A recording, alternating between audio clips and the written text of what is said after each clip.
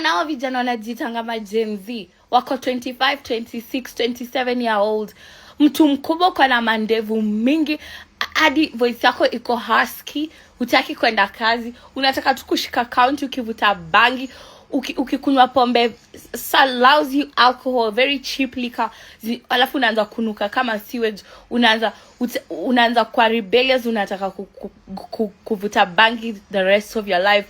You don't want to get your shit together. Alafu unataka demu mwenye ako na pesa.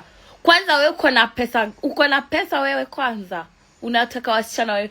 Mimi niuze mafuta yangu nikuje nikununulie ugali na nyama, alafu lale tena uoge, uanze kungorota.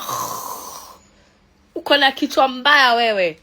Kwenu mamako analishanga baba yako wewe. Enda kazi. Go to work. Jesus Christ. Get your life together. Oh my God. What is wrong with this man? You just want to drink every day. You want to drink? Oh my goodness. What is wrong with you?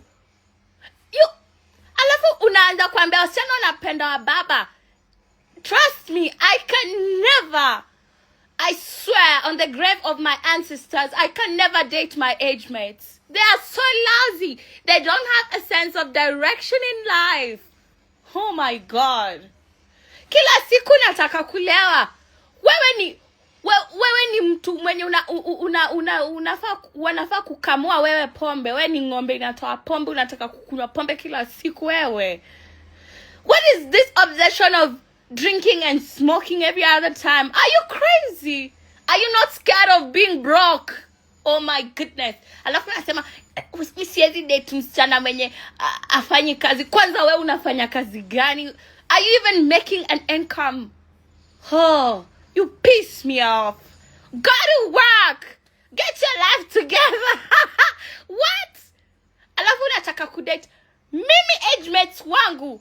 Huwezi ni date. I like seriousness. I like people who are serious with life. I come from a poor family, so I know how poverty feels. Are you going to be Gen Z till 40, 50 years? Or you're going to be Gen Z? Jesus Christ. You need to go to jail.